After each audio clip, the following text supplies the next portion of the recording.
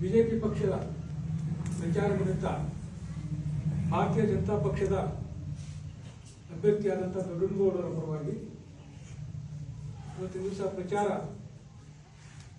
ಸಭೆಯಲ್ಲಿ ಆಗಮಿಸಿದಂಥ ನಮ್ಮ ಗೌರಣ್ಣವರೇ ಹಾಗೂ ಅಂಗಪ್ಪ ಮುದುಕೂಡವರೇ ಹಾಗೂ ವೈದ್ಯರಲ್ಲಿ ಆಶೀರ್ವಾಗಿರ್ತಕ್ಕಂಥ ಎಲ್ಲ ಗಣ್ಯಮಾನ್ಯರು ಹಾಗೂ ಒಕ್ಕಲಿಗರ ಗುರು ಹಿರಿಯರು ಯುವಕ ಮಿತ್ರರೇ, ಒಂದು ದಿವಸ ನಾವು ಬಂದಿರೋದು ಭಾರತೀಯ ಜನತಾ ಪಕ್ಷದ ಪ್ರಚಾರಕ್ಕಾಗಿ.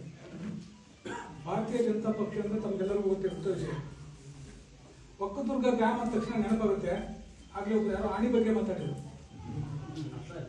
ಆಣಿ ಅಂತ ಇರುತ್ತೆ, ಕೆಟ್ಟ ಬಗ್ಗೆ ಮಾತಾಡಿದ್ರು ಅವರು. ನಿಮ್ಮೂರಿಗೊಂದ್ಸರಿ ಆಣಿ ಬಂದಿತ್ತು, ಗೊತ್ತೈತಿ? ವಿಜಯದಶಮಿ ದಿವಸ ಆಣಿ ಮೆರವಣಿಗೆ ಮಾಡಿದ್ರಿ. ದುರ್ಗಾದೇವಿ ಭಾವಚಿತ್ರ ಇತ್ತು. ಮತ್ತೆ ನಿಮ್ಮೂರಿಗೊಮ್ಮೆ ಪರಮ ಪೂಜ್ಯ ಪುರುಷೋತ್ತಮಾನಂದ ಸ್ವಾಮೀಜಿಯವರು ಬಂದಿದ್ರು. ಗುಡ್ಡದ ಮೇಲಿಂದ ಕಲ್ಲು ಬಿದ್ದು ಒಂದಿಬ್ಬರು ಸ್ವಲ್ಪ ತೀರ್ಕೊಂಡಿದ್ರು. ವಾಲ್ಮೀಕಿ ಜನಾಂಗದವರು 4 ಜನ. ಅವ್ರಿಗೆ ಪರಿಹಾರ ಕೊಡ್ಲಿಕ್ಕೆ ಒಂದು ಲಾರಿ ಅಂತ ಅಕ್ಕಿ ಲಿಮ್ಸಿಗೆ ಹೋಗ್ತಾ ಇತ್ತು. ಅವಾಗಿನ ಕಾಲದಲ್ಲಿ ಸ್ವಲ್ಪ ಮಳೆ ಇರ್ತಿಲ್ಲ, ಬಟ್ ಬರಗಾಲ ಇತ್ತು. ಪರಿಹಾರ ಕೊಡ್ತಾ ಇತ್ತು. ಆ ಸಂದರ್ಭದಲ್ಲಿ ಆ ಲಾರಿ ಅಕ್ಕಿಯನ್ನ ಇಲ್ಲಿ ತಂದು ನಮ್ಮ ಪರಮ ಪೂಜ್ಯ ಪುರುಷೋತ್ತಮ ಸ್ವಾಮೀಜಿ ಅವರು ಈ ಗ್ರಾಮಕ್ಕೆಲ್ಲ ಹಂಚಿದ್ದಾರೆ. ಅದ್ರಲ್ಲಿ ನಾನು ಭಾಗಿಯಾಗಿದ್ದೆ. ಈ ಗ್ರಾಮ ನಮ್ಗೆ ಹೊಸದಲ್ಲ, ಎಷ್ಟೋ ಸಾರಿ ಬಂದಿದ್ದೀನಿ. ಈ ಗ್ರಾಮದಿಂದ ನಮ್ಮೂರಿಗೆ ಎಷ್ಟೋ ಸಾರಿ ಭಜನೆ ಕೂಡ ಬಂದಿದ್ದಾವೆ. ಭಜನೆ ಮಾಡಿ ಭಗವತಿ ಜಯಂತಿಯಲ್ಲಿ ಆಚರಣೆ ಪಾಲ್ಗೊಂಡಿದ್ದರು. ಅದು ಹೇಳೋಕ್ಕಿಂತ ಮುಂಚೆ ನಾನು ಹೇಳ್ತಾ ಇರೋದು, ನಿಮ್ಮಲ್ಲಿ ಪ್ರಜಾಪ್ರಭುತ್ವ ವ್ಯವಸ್ಥೆ ಇದೇ ಇದೆ. ನಮ್ಮಲ್ಲಿ 5 ವರ್ಷಕ್ಕೊಮ್ಮೆ ನಿಮಗೆ MLAಗಳನ್ನ ಬದಲಾವಣೆ ಮಾಡುವಂತ ಶಕ್ತಿ ಇದೆ. 5 ವರ್ಷಕ್ಕೊಮ್ಮೆ ಹೇಳಿದಿಲ್ಲ. ಆಣಿ ಕೊಬ್ಬಿತ್ತಂದ್ರೆ ಮತ್ತೊಂದು ಕೆಟ್ಟ ಕೊಡ್ಬೇಕಲ್ಲ ನಿಮ್ಗೆ. ಈಗ 5 ವರ್ಷದ ಆಣಿ ಹೇಳಿರ್ತಾರೆ, ಇಲ್ಲಿವರೆಗೂ ಕೊಂಬಿಡತ್ತೀಗ ಅದು. ಈಗ ಅದನ್ನ ಕೆಟ್ಟ ಕೊಡ್ಬೇಕು ನೀವು ಸದ್ಯಕ್ಕೆ. ಕೆಟ್ಟ ತೋಡಿ ನಿಮ್ಗೆ ಬೇಕಾದಂತ ಒಂದು ಆಣಿಯನ್ನು ಸಾಕೋಬೇಕು. ಈಗ ಮತ್ತೆ ನೀವು ಮರಿಯಾಣಿನ ಸಾಕೊಂಡು ಅದನ್ನು ಬೆಳೆಸಿ ನಿಮ್ಗೆ ಉಪಯೋಗ ಆಗಬೇಕಲ್ಲ ಆಣಿ.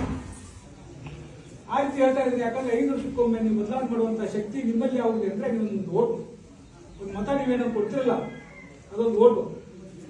ಅದಕ್ಕೋಸ್ಕರ ನಿಮ್ಗೆಲ್ಲ ಗೊತ್ತಿದೆ ಕಳೆದ 5 ವರ್ಷದಲ್ಲಿ ಯಾವ ರೀತಿ ಅವರು ಅಧಿಕಾರಕ್ಕೆ ಕೆಲಸಿದ್ದಾರೆ, ಯಾವ ರೀತಿ ಆಡಳಿತ ನಡೆಸಿದ್ದಾರೆ. ಈ ಚದುರುವಂತ ವ್ಯಕ್ತಿ ನಿಮ್ಗೆ ಹೆಂಗಿದೆ ಅಂತ ಗೊತ್ತು. ಒಳ್ಳೆ ಸ್ವಭಾವ ಇದ್ದವರು, ಜಗಳ ಅಲ್ಲ, ಬೈಯೋರಲ್ಲ, ಜಗಳ ಹಚ್ಚೋರಲ್ಲ. ನೀವೆಲ್ಲ ಪೊಲೀಸ್ ಸ್ಟೇಷನ್ಗೆ ಕರ್ಕೊಂಡು ಹೋಗೊಂದು ಮಾಡಂಗಿಲ್ಲ ಅವರು. ಅಂತ ವ್ಯಕ್ತಿ ಇದ್ದಾರೆ. ಹಂಗಿರ್ಬೇಕು ಆಡಳಿತ ಅಂದ್ರೆ. MLA ಆರಿಸಿದ ತಕ್ಷಣ ಈ ಗ್ರಾಮದಲ್ಲಿ ಶಾಂತಿ ವಾತಾವರಣ ಇರ್ಬೇಕಿಲ್ಲಿ. ಒಬ್ರಿಗೊಬ್ರು ಹೊಂದಾಣಿಕೆ ವಾತಾವರಣ ಇರ್ಬೇಕು. ಜಗಳ ಹಚ್ಚೋದಿರ್ಬಾರ್ದು. ಕುರುಬರಿಗೆ ನಾಯಕರಿಗೆ, ಉಪ್ಪಾರಿಗೆ ಬೋಧಿ ಜನಾಂಗಕ್ಕೆ ಹೀಗೆಲ್ಲ ಜಗಳ ಹಚ್ಚುವಂತ ವಾತಾವರಣ ಇರಬಾರ್ದು. ಎಲ್ರೂ ನೀವೆಲ್ಲ ಬದುಕನ್ನು ಕಲಿಬೇಕಾಗ್ತದೆ. ಎಲ್ಲರೂ ಬೇಕು. ಒಂದು ಗ್ರಾಮದ ಏನು ತಿಳ್ಕೊಂಡ್ರಿ, ಗ್ರಾಮದಲ್ಲಿ ಎಲ್ಲರೂ ಇರ್ತಾರೆ. ಬಡಿಗ ಇರ್ತಾನೆ, ತಮ್ಮರು ಇರ್ತಾನೆ, ಸ್ವಾಮಿಗಳು ಇರ್ತಾರೆ, ಕುರುಬರು ಇರ್ತಾರೆ. ಕುರಿಗಳು ಬೇಕು ನಮಗೆ, ಉಪ್ಪಾರು ಇರ್ತಾರೆ, ಉಪ್ಪುರು ಬೇಕು ನಿಮಗೆ. ಎಲ್ಲ ಜನಾಂಗದವರು ಕೂಡಿದಾಗ ಅದೊಂದು ಗ್ರಾಮ ಆಗುತ್ತೆ. ಸೌಹಾರ್ದತೆ ವಾತಾವರಣ ಇರ್ಬೇಕಾದ್ರೆ ನೀವು ಸಹೋದರ ಮನೋಭಾವನೆ ಇಲ್ಲಿ ಬದುಕಬೇಕಾಗ್ತೈತಿ. ಅದಕ್ಕೋಸ್ಕರ ಒಬ್ರು ವೈಷಮ್ಯ ಏನಿರ್ತೋ ಅದನ್ನೆಲ್ಲ ಬಯಲಿಗೆ ಹಾಕ್ಬೇಕು. ಬರೀ ನಾವು ಉಪ್ಪಾರ ಜನಾಂಗದ ಓಟ್ ಹಾಕಿದ್ರೆ ದೊಡ್ಡ ಆಯ್ತು ಬರಲ್ಲ. ಎಲ್ಲ ಜನಾಂಗದ ಬಾಂಧವರಿಗೆ ಹೊಂದಬೇಕು. ಈ ಗ್ರಾಮದಲ್ಲಿ ಪರಿಶಿಷ್ಟ ಜನಾಂಗದವರು ಇದ್ದಾರೆ, ವಾಲ್ಮೀಕಿ ಜನಾಂಗದವರು ಇದ್ದಾರೆ. ಅವ್ರನ್ನು ಕೂಡ ನೀವು ಬದಲಾವಣೆ ಮಾಡಿಬಿಟ್ಟು ನೀವು ಬಿಜೆಪಿ ಪಕ್ಷಕ್ಕೆ ಓಟ್ ಹಾಕ್ಲಿಕ್ಕೆ ಅವ್ರು ಬದಲಾವಣೆ ಮಾಡಬೇಕಾಗಿದೆ. ಅದಕ್ಕೋಸ್ಕರ ಈ ಆಡಳಿತ ಹೇಗಿದೆ ಅಂತಂದ್ರೆ ಭಾರತೀಯ ಜನತಾ ಪಕ್ಷದ ಗೊತ್ತಿದೆ ನಿಮಗೆ. ನಮ್ಮ ಬಸವರಾಜ ಬೊಮ್ಮಾಯಿಯವರು ಎಂತೆಂಥ ನಿರ್ಧಾರ ತಗೊಂಡಿದ್ದಾರೆ, ಯಾರು ತಗೊಂಡಿಲ್ಲ ಇಲ್ಲಿವರೆಗೂ. 5 ವರ್ಷ, 10 ವರ್ಷ, 15 ವರ್ಷ ಮುಖ್ಯಮಂತ್ರಿ ಆದವರು ಅದ್ರ ಬಗ್ಗೆ ನಿರ್ಧಾರ ತಗೊಂಡಿದ್ದಿಲ್ಲ. ಪರಿಶಿಷ್ಟ ಪಂಗಡ, ಪರಿಶಿಷ್ಟ ಜಾತಿಯವರಿಗೆ ಮೀಸಲಾತಿ ಹೆಚ್ಚಳ ಮಾಡಿದ್ದು ಸನ್ಮಾನ್ಯ ಶ್ರೀ ಬಸವರಾಜ ಬೊಮ್ಮಾಯಿಯವರು. ನಾವು ಹೇಳಿದ್ರು ಕೂಡ ನೀವು ಪರಿಶಿಷ್ಟ ಓಟ್ ಹಾಕ್ತಾರೆ, ಪರಿಶಿಷ್ಟ ಪಂಗಡವರು ಓಟ್ ಹಾಕ್ತಾರೆ. ಮೊನ್ನೆ ಹಂಸದಲ್ಲಿ ಕಾರ್ಯಕ್ರಮ ಮಾಡಿದಾಗ ರಾಜೀವ್ ಗೌಡ ಮೇಯರು ಎಲ್ಲ ವಾಲ್ಮೀಕಿ ಜನಾಂಗದವರು ಸೇರಿದ್ರು, ಸುರ್ಪುರ ಹೋಗಿದ್ರು. ಆದ್ರೆ ಅವಾಗೆಲ್ಲ ಹೇಳಿರೋಲ್ಲ, ನಾವು ಅಕಸ್ಮಾತ್ ಬಿಜೆಪಿ ಪಕ್ಷಕ್ಕೆ ನಾವು ಓಟ್ ಹಾಕದೇ ಇದ್ರೆ ನಾವು ಇನ್ನೂ ತಿರ್ಸಕ್ಕಾಗಲ್ಲ. ಸನ್ಮಾನ್ಯ ಯಡಿಯೂರಪ್ಪನವರು ಮತ್ತು ಬೊಮ್ಮಾಯಿಯವರು ನಿಂತುಕೊಂಡು ಹೇಳಿದ್ರು ದಿವಸ. ಅದಕ್ಕೆ ಅವರೆಲ್ಲ ನಮ್ಮ ಸೋದರ ಸಮಾಜದವರು ಕೂಡ ಅವ್ರ ಭಾವನೆ ಬದಲಾಯಿಸಿ ನೀವು ಭಾರತೀಯ ಜನತಾ ಪಕ್ಷಕ್ಕೆ ದೊಡ್ಡ ಆಗಿರ್ತಂದ್ರೆ ಊರಾಗ ಶಾಂತಿ ಇರ್ತೈತಿ, ಜಗಳ ಜೂಟಿ ಆಗಲ್ಲ. ಮುಂದಕ್ಕೆ ಪೊಲೀಸ್ ಸ್ಟೇಷನ್ ಕೂಡ ಹೋಗುವಂತ ಅವಶ್ಯಕತೆ ಬರಂಗಿಲ್ಲ. ಅದಕ್ಕೋಸ್ಕರ ಅಭಿವೃದ್ಧಿ ಆಗಲಿಕ್ಕೆ ನಿಮ್ಮಲ್ಲಿರ್ತಕ್ಕಂಥ ರೋಡು, ಗ್ರಾಮದಲ್ಲಿ ಇರ್ತಕ್ಕಂಥ ಶಿಶಿ ರೋಡು, ನಿಮ್ಮ ಸಮುದಾಯ ಭವನಗಳನ್ನ ಹಾಕಲಿಕ್ಕೆ ನೀವು ಯಾರು ಬೇಕು ಅಂತ ಅವ್ರನ್ನ ಯಾರು ಒಬ್ಬರು ಕೇಳಿದ್ರೆ ದೊಡ್ಡಗಳು ಗಮನಕ್ಕೆ ತರ್ತಾರೆ. ನಿಮ್ಗೇನು ಕೆಲಸ ಬೇಕು ಎಲ್ಲ ಹಾಕಿ ಕೊಡ್ತಾರೆ. ಭಾರತೀಯ ಜನತಾ ಪಕ್ಷ ಮುಂದಿನ ಬಗ್ಗೆ ಕೇಳಬೇಕು ನೀವು. ಇವತ್ತು ದಿವಸ ಮೋದಿ ಅವರು ಇನ್ನೂ 5 ವರ್ಷ ನಮ್ಗೆ ಇದು ನೆಕ್ಸ್ಟ್ ಚುನಾವಣೆಯಲ್ಲಿ 5 ವರ್ಷ ಮುಂಚೆ ಪ್ರಧಾನಮಂತ್ರಿ ಆಗಿ ಉಳಿದ್ರೆ ನಮ್ಮ ದೇಶ ಯಾವ ಮಟ್ಟಕ್ಕೆ ಹೋಗುತ್ತೆ ನೋಡಿ. ಬಲಾಢ್ಯವಾದ ದೇಶ ಆಗುತ್ತೆ. ಅಮೆರಿಕ ಹೊರಗೆ ನಮ್ಮನ್ನು ನೋಡುವಂತ ಪರಿಸ್ಥಿತಿ ಬರ್ತದೆ ಭಾರತ. ಯಾಕಂದ್ರೆ ಇಲ್ಲಿ ಸಂಪನ್ಮೂಲ ಜಾಸ್ತಿ ಇದೆ. ನಮ್ಮ ದೇಶದಲ್ಲಿ ಸಂಪನ್ಮೂಲ ಹೆಂಗಿದೆ. ಇಲ್ಲಿ 16ನೇ ಶತಮಾನದಾಗ ಬ್ರಿಟಿಷರು ಬಂದು ನಮಗೆ ಸ್ವತಂತ್ರ ಕೊಡುವವರೆಗೂ ಕೂಡ ಲೂಟಿ ಮಾಡಿ ಹೋದ್ರು ಕೂಡ ನಮ್ಮ ಸಂಪತ್ತಿದೆ. ಸಂಪತ್ತು ಎಷ್ಟಿದೆ ನಾವು ಅದು ಸರಿಯಾಗಿ ಉಪಯೋಗ ಮಾಡ್ಕೊತಾರೆ. ಈಗ ಬೀಸ್ಕಿ ಅಂತಂದ್ರು ನಮ್ಮಲ್ಲಿ ನೀರು ಕೃಷ್ಣಾ ನದಿ ನೀರಲ್ಲಿ ಇಡೀ ನಮ್ಮ ಕರ್ನಾಟಕದಲ್ಲಿ ದೊಡ್ಡ ಡ್ಯಾಮ್ ಅಂತಂದ್ರೆ ಕೃಷ್ಣಾ ನದಿ ಡ್ಯಾಮ್ ಅಂದ್ರೆ ಇದು ನಮ್ಮ ಆಲಮಟ್ಟಿ ಡ್ಯಾಮ್. ನೆಕ್ಸ್ಟ್ ಅದಕ್ಕೆ ನಾರಾಯಣಪುರ ಡ್ಯಾಮ್ ಇದೆ. ನಾರಾಯಣಪುರ ಡ್ಯಾಮ್ ಯಾಕೆ ಕಟ್ಟಿದ್ದಾರೆ ಮಾತ್ರ ನೀರು ಅಲ್ಲಿ ಬಂದ್ಬಿಟ್ಟು ಮತ್ತೆ ಇದಕ್ಕೆ ಹೋಗ್ತಾವ. ಸುರಪೂರು, ಗುಲ್ಬರ್ಗ, ದೇವರಿಗೆ ಎಲ್ಲ ಹೋಗ್ತದೆ ಆ ಕಡೆ ರಾಯಚೂರು. ಆಲಮಟ್ಟಿ ಡ್ಯಾಮ್ ಅಲ್ಲಿ ಬರೇ ಸಂಗ್ರಹ ಮಾಡಿ ನಮ್ಗೆ ಬಿಡ್ಲಿಕ್ಕಿದು ನಾರಾಯಣಪುರಕ್ಕೆ. ಇಂಥ ದೊಡ್ಡ ನದಿ ನಮ್ಮ ಕರ್ನಾಟಕದಲ್ಲಿ ಯಾವುದೂ ಅಲ್ಲ, ಕಾವೇರಿ ಕೂಡ ಅಲ್ಲ. ಕೃಷ್ಣಾದ ದೊಡ್ಡ ಇದು. ಅಲ್ಲಿ ನೀರು ಇವತ್ತು ದಿವಸ ನಿಮ್ಮ ಒಕ್ಕಲು ಕೆರೆ ತುಂಬಲಿಕ್ಕೆ ಅಲ್ಲಿ ನೀರೇ ಬರುತ್ತೆ ನಿಮ್ಗೆ. ಈಗಾಗಲೇ ಕಾವೇರಿ ಏನಾದ್ರು ನೀರು ಬಂದು ಟೆಸ್ಟ್ ಮಾಡಿದ್ರ ನೋಡಿ. ಯಾವತ್ತು ಕಣ್ಣು ಸತ್ಯ ನೋಡುತ್ತೆ, ನೀರು ಸುಳ್ಳು ಇರುತ್ತೆ. ನೀವೇನಾದ್ರು ಕೇಳಿ ಸುಳ್ಳು ಇರ್ಬೋದು, ಬಟ್ ನೀವು ನೋಡಿದ್ ಮಾತ್ರ ಸತ್ಯ ಇರುತ್ತೆ. ಇಲ್ಲ ಕಿಡಿಯವ್ರು ಇಲ್ಲಿ ಬಂದಾರ ಅನ್ನೋದು ನೀವು ಸತ್ಯ. ನೀವು ಅಕಸ್ಮಾತ್ ಯಾರು ರಾತ್ರಿ ಬಂದು ಕೇಳಿದ್ರೆ ಯಡಿಯೂರಪ್ಪ ಬಂದು ಹೋಗಿಲ್ಲ ಸುಳ್ಳೋದು.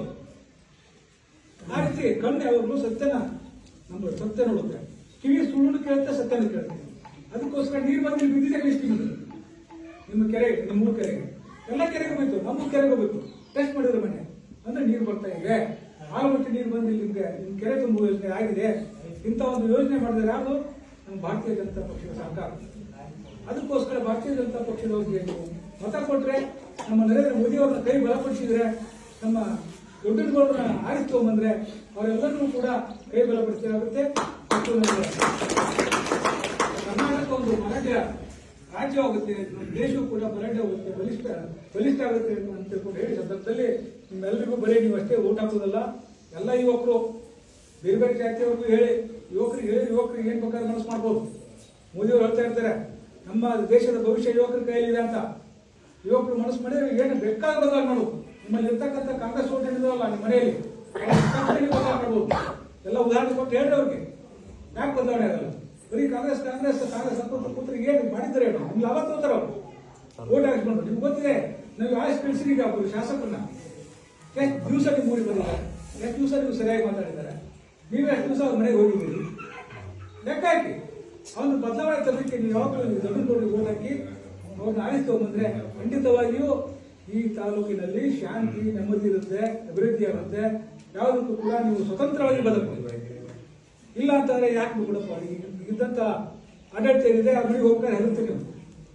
ಎಲ್ಲಿದೆ ಆ ಮನೆಗೆ ಹೋಗೋದು ಮತಸ್ಥದಲ್ಲಿ ಬಿಡು. ನಾವು ಹೊರಗಾಗಿ ಹಿಂದೂ ಜನ ಅಂತ ಭಯ ಜಾಸ್ತಿ, ನಮಗೆ ಸ್ವಾವಲಂಬನೆ ಜಾಸ್ತಿ ನಮಗೆ. ಅದಕ್ಕೋಸ್ಕರ ನಾವು ಹೆದರ್ತೀವಿ. ಇಂಥ ಸಂದರ್ಭದಲ್ಲಿ ದೊಡ್ಡ ಬಂದ್ರೆ ಹೆದರ್ತೀವಿ. ಬರ್ರಿ ನೋಡ್ರ ಬರ್ರಿ ಇಲ್ಲಿದೆ ಅದೇ ಬಂದ ಯಾರು ಬಂದು ಅಂತ ಅವನು ನಿಮ್ಮ ಹೋಗ್ಬಿಡಿ. ಎಂತ ಬೇಕು ನೀವು? ಮನೆಯವ್ರು ಬೇಕು, ಹೊರಗಿನವ್ರು ಬೇಕು. ಮನೆಯವ್ರು ಬೇಕಲ್ಲ, ನಿಮ್ಮ ಖರ್ಚು ಸುಖ ಹಂಚಿಕೊಳ್ಳಿದ್ದಾರೆ ಬೇಕು. ನಮ್ಗೆ ಏನು ಕೊಡೋದಾಡ 10 ರೂಪಾಯಿ. ಅದಕ್ಕೋಸ್ಕರ ನೀವು ಕೆಟ್ಟ ತೋಲೇಬೇಕು, ಆ ಹನಿನ ಕಟ್ಟಿ ಹಾಕ್ಬೇಕು. ಹಾಕ್ಬಿಟ್ಟು ನಮ್ಗೆ ಬೇಕಾದಂತ ಒಂದು ಓಟ್ ಹಾಕ್ಬೇಕು. ನಂಬಿ